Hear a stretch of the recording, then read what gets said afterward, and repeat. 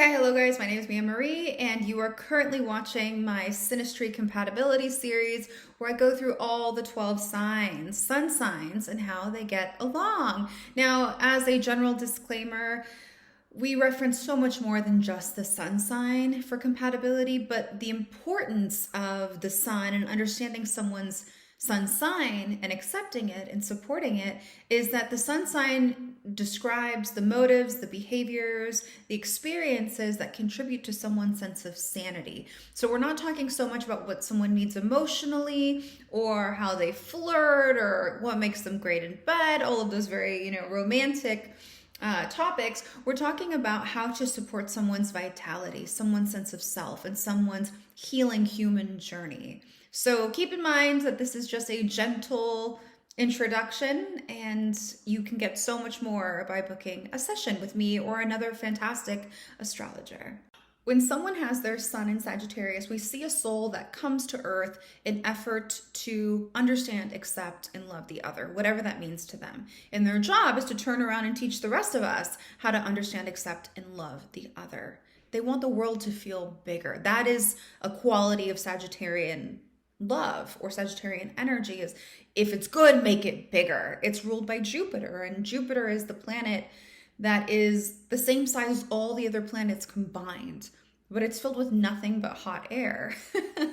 And so Sagittarius has this tendency from time to time to overpromise and underdeliver. And it's not because you just fall low on their list of priorities that they don't show up. It's that they want to say yes to everything. If they could, they would be everywhere at once, because they're stimulated that way. In order to understand other people, you have to subject yourself to multiple different situations. And this is why they also enjoy traveling, because there is this inner knowing or recognition of perspectives and how limited they can be.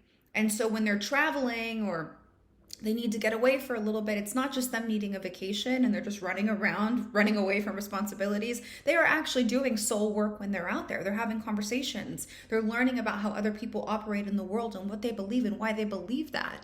And so freedom is really important to a Sagittarius because it feeds their soul.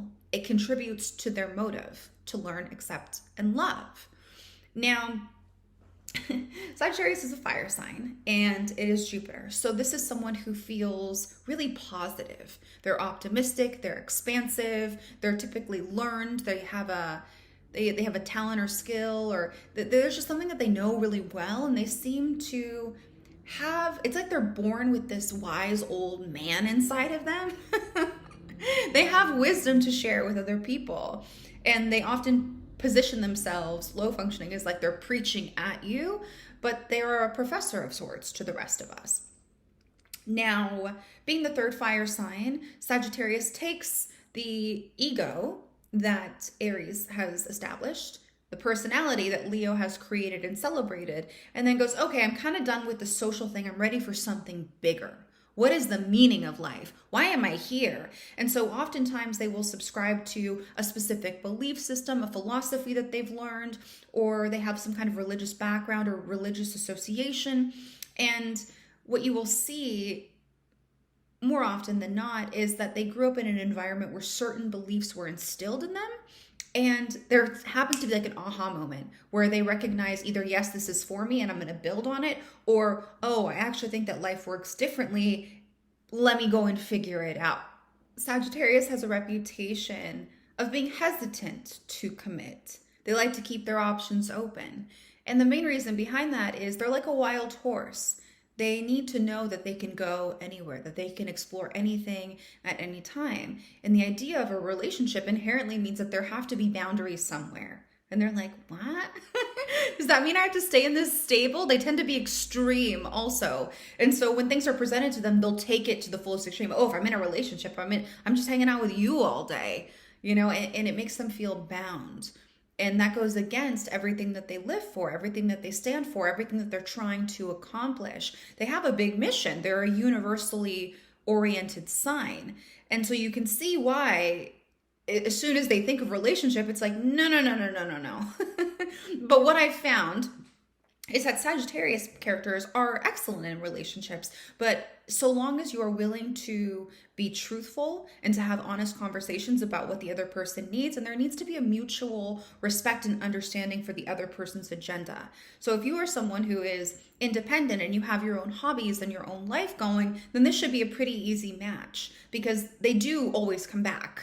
You know, they need to touch base. They need to come home. They're not like Gemini, where Gemini has no problem being homeless spiritually. Sagittarius likes a place where it can go back to rest. And so I think that they are good at relationships, but you can't cage them in.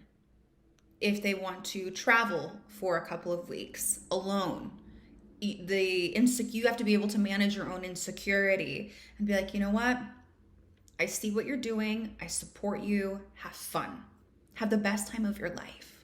If you want to be in constant communication with them, if you want to go with them everywhere, unless you're a wild horse too, then you guys can mob together. They just don't want to be stopped. So it's not that they don't like shared experiences. It's not that they need to be independent. They just need someone who's going to carry the same energy as them because they are very much aware of how people are coming off and they are sensitive to negative or low functioning energy. And so at the beginning of the relationship, they might tolerate it for a little bit, but they'll be very quick to just say, you know, it doesn't feel good. And they may even create distance and just start doing things by themselves. Another thing is that even when they are in relationships, they are still flirty and playful with other people because they really just have so much energy and so much curiosity that they can spread themselves very thin. And it's not necessarily that they have more interest in somebody else. It's just like, oh, that's new. That's new. I haven't seen that before. Let me go talk to that. And so kind of having, I don't want to say thick skin because they're not overtly disrespectful in my personal experience, but you will find them from time to time being flirtatious with somebody else. And it's like, okay, you know, have your fun. And you know when they cross the line because they're not going to be quiet about it. All other aspects to the side. Pure Sagittarius energy is not going to be quiet about the disrespect. It'll be obvious. It'll be right in front of you. And it's important to remember that it is ruled by the element of fire. And so they need something to burn. They need something to do. If there's nothing to do, if there's nothing to explore, if there's nothing that they're working on that provides meaning and value, they are going to burn themselves out.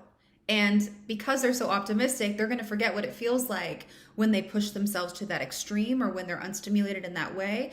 So they can find themselves in that rut time and time again. But, you know, you got to feed the fire. Being a sign that's here to learn and understand life deeply and examine life deeply and make meaning of it, they appreciate someone who is also intelligent, someone who is focused on growing and learning and developing, because they want a stimulating conversation. They don't actually get off to always having power or always having authority. They want to feel like their partner is accelerating in their development with them. Again, like two wild horses running together is what they would like ideally. Some deal breakers for Sagittarius. One thing that will immediately turn them off and make them pissed off is if you're not being honest and they know it. If they have collected like evidence towards you, or if they've seen something firsthand, or if they just have a gut feeling that something is off and they confront you and you're nervous to own up to your own shit or to have an uncomfortable conversation, they're not going to like it. And the blessing is that it is a fire sign. So for the most part, they get hot really quickly, but they also want to go back to that positive charge really quickly. So their goal is to like, let's just put it out on the table. Like, what's going on right now? Tell me what you're thinking. Tell me what you're feeling so we can move past it. They don't want to stay in a dark place, especially in their relationships. Another thing that they don't like is, again, being held too tightly. It's like Sagittarius, even though, you know, it's not a water sign, it's like trying to hold water in your hands. The tighter that you grasp it, it's just going to spill.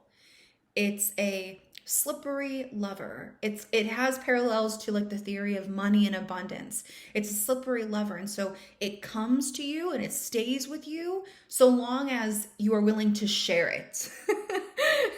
So if they come to you and you're wanting to hold them and keep them and you're just tight and tense, just like money, just like abundance, they're going to stop coming to you because they're for the streets. They're for the world. And so yes, you can't put a leash on a Sagittarius. You just have to trust that they will come home, and they will. Also, if you are inflexible, if you believe what you believe and you're unwilling to at least understand, the bare minimum is just understand. If you are unable to show that you can comprehend what they've learned and what they're integrating, then they're going to find you boring, stale, and unattractive. Another important quality is that they are spontaneous. Sometimes the fire is just lit at any hour of the day. And so they appreciate someone who is adventurous. For example, if you are laying in bed, it's like 3 a.m, and Sagittarius wakes up and goes, "Hey, do you want to go to Japan tomorrow?" The ideal partner is going to say, "Why don't we get up, make some coffee or make some tea, and let's talk about it." Now, someone who's not going to be a good match for Sagittarius is someone who dismisses the impetus to explore, who looks at them and says, "It's 3 a.m. We have responsibilities. What are you doing?" Contractual. It's someone who's tight, right? No. Entertain the inspiration. Let them see it through. Someone with their sun in Capricorn has a soul that came to Earth to learn that when you work productively, you learn patience, persistence, and perseverance. Now, something that not a lot of astrologers talk about, which I find completely baffling, is that Neptune was in Capricorn from 1984 until 1998. And this is a huge influence because yes, Capricorns are hard workers and they typically, stereotypically, archetypally know who they are and what they want to do. With Neptune here, you can actually get a character that has no idea who they are. It's almost as if they are Piscean, Capricornian characters. You're dealing with a Capricorn who was born in that time. You might notice that they have a hard time establishing an ego or seeing themselves clearly. There is this, it's almost as if when you take a shower and the mirror is fogged and you try to look at yourself, you can't see yourself. That is a Capricorn with Neptune on the sun. So back to Capricorn energy. Capricorn is the third earth sign. It is the most mature. It takes the security and the competence from Taurus. It takes the systems that Virgo has created and it goes, okay, how do we turn this into a company? How do we sell this? How do we market this? How do we create revenue? How do we provide for the masses? It's a universally oriented sign. These are typically like the bosses because they are focused on order of operations. They like things done in a specific way. They keep a list of things to do and they like to check those things off. They get off to being productive. Capricorn is naturally ruled by the planet Saturn, and that's the planet with the ring around it, which is perfect because Capricorn, Saturn energy, it's all about restriction, constriction, knowing boundaries, exercising boundaries, bending to authority, really wanting a position that gives you authority and power. And so oftentimes what you'll find with these people is it's hard for them to play and have fun, to experience joy, because if you're playing around all day, you're not going to be as productive, right? It goes against their motive to be persistent and patient and to persevere against all odds. It's thinking the long haul. What are the decisions that I can make every single day that will turn my life into a legacy? What is my great work? And that is something that will stick with Capricorn their whole lives. Now, something they may not realize is that some of their greatest work is going to be internal. It's going to be something that nobody else sees. They are in so many ways proving themselves to themselves, similar to Taurus, but on a greater scale. The stakes are so much higher. They're in the public eye. And along with that, they care a lot about how other people view them. They want to come off as professional and polished. They like their clothes like ironed. They like neutrals, or they just like to give the look like they are all about their business. And if they don't, you can tell depression has many correlations with Saturn energy or Capricorn energy. And so that's their default. And when they're depressed, it's their body trying to scream at them like, this isn't working. This ego that you are working to accomplish. And as a preface, or for clarification, I don't demonize the ego. I think that everyone has one and it must serve a purpose. And the ego is trainable. That's the beauty. You can always train your ego to be in service to your soul. So I'm not slamming egos. Depression is always a call from the soul. And it's saying, I don't want to be this character anymore. I don't want to live this life anymore. I'm tapping out. And when you have that perspective, when you have that awareness, then you're able to adjust your schedule. And it will be something that you have to manage on the outside. And then as you do it, as you start moving your body through the adjustment in your schedule, you'll start to reconnect with yourself, or Capricorn will start to reconnect with themselves. It will also manifest by their habits and their behaviors. When they're not working, they'll work until they're exhausted, and then they'll come home and they'll want to drink or they'll want to smoke. They just want out. Okay, so Capricorns in relationships specifically, it is a duty. It is something that is similar to a job. They want to show up, and they want to show up every day, and they expect that you're going to show up every day. And more than that, they will exercise their own restrictions and expectations onto you. They want you to get on board with their schedule. They are a leadership sign. They're a cardinal sign. And so you will find that they really take you under their wing, and they want you guys to excel together. In my personal experience, I found that Capricorn does appreciate partnership, but it doesn't do the flings. It wants marriage. It wants kids. It wants the earthly representations of accomplishment. They are reliable. They are consistent. They are on top of it. They're on top of what you're doing, what you're not doing, what you should be doing. And they have an eye for things that are flawed, and they'll point it out to you.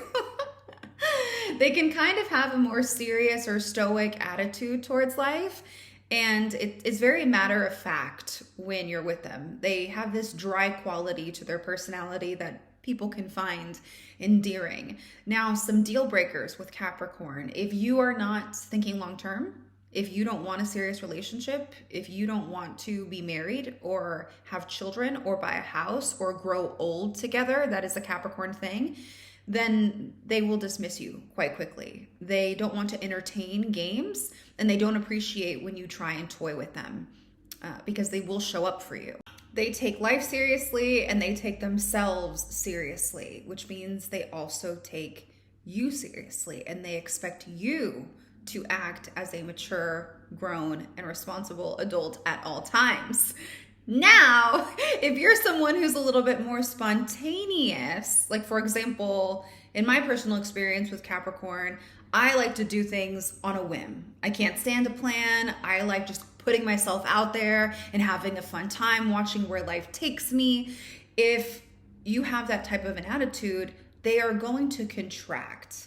They may get on board depending on their other placements, but there's something inside of them that gets nervous, and they kind of like do this, they don't like it, and they might judge you, and they may call you impulsive. They don't appreciate impulsivity. They don't appreciate things that are done on a whim because it's not well thought out. You're not thinking of the consequences of your actions. What if you get lost? What if you run out of money? What if blah, blah, blah, blah, blah, blah. They're going to name all the cautionary things that you didn't think about as you're trying to bungee jump off of a cliff. Piggybacking on that, they are risk averse. They don't like putting themselves in situations where they may fail, because what does that show about them? What does that prove about them?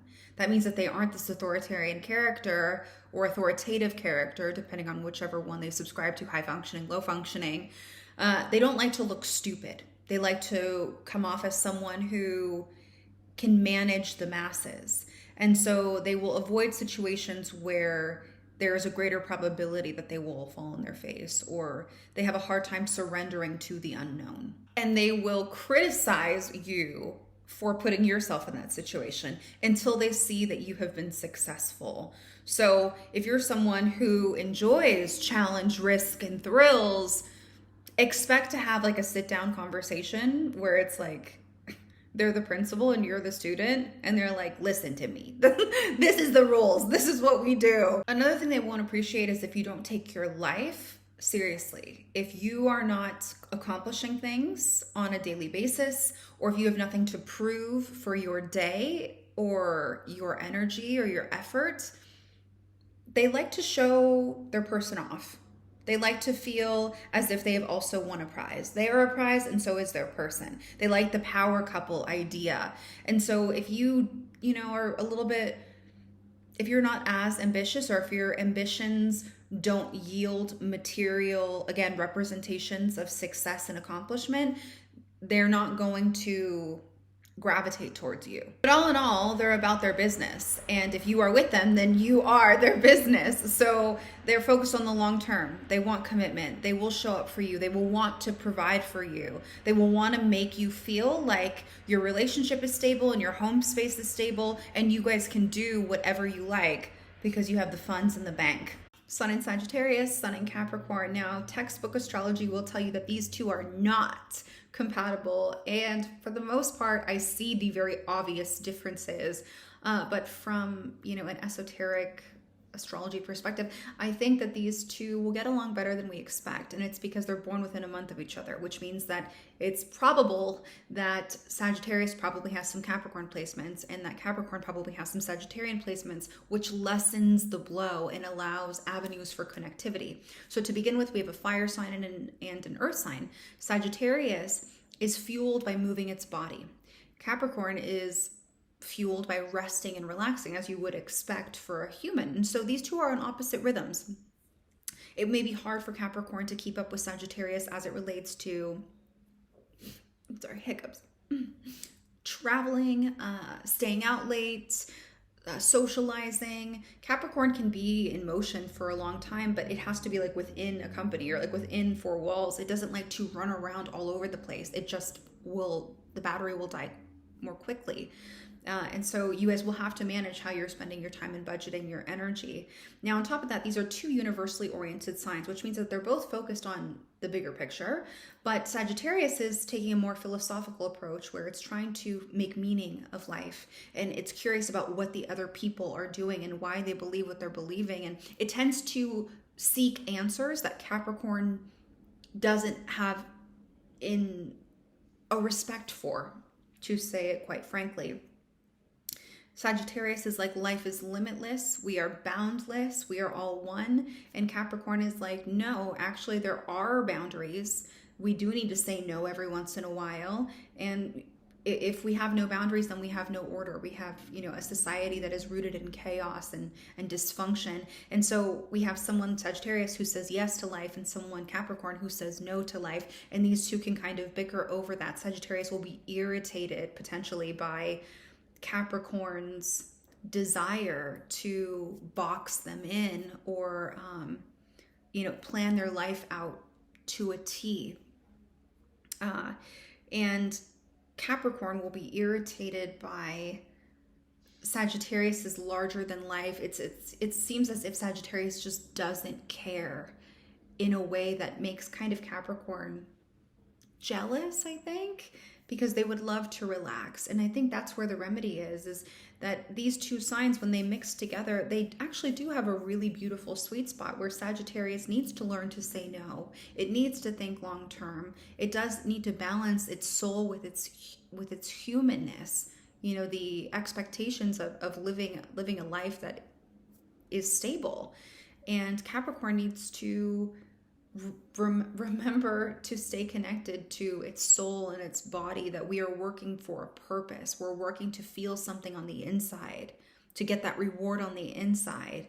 Now, I will say that Capricorn will be the one who is the mentor, even though Sagittarius is the philosopher and the professor. And that's because all of Sagittarius's problems are remedied by Capricorn behavior.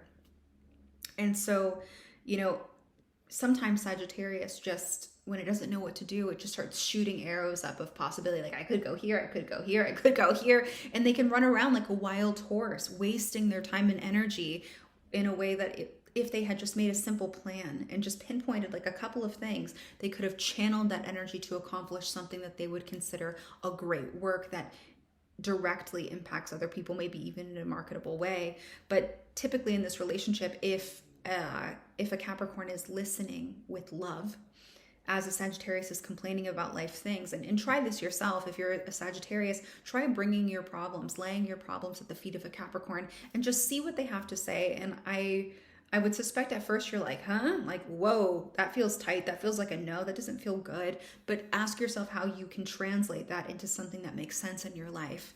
Maybe you just need a little bit more structure, or maybe you need better boundaries, or whatever it may be. But I do think that you guys are not doomed. And if you're if you're watching, other astrologers talk about how your relationship is doomed to fail, I honestly disagree. I just think that it requires a little bit more communication and flexibility on both of your parts, and this could be a great relationship. So this is only one configuration of many. So if you would like to work one-on-one with me, you can find me at wellandrising.com/services. Toodles.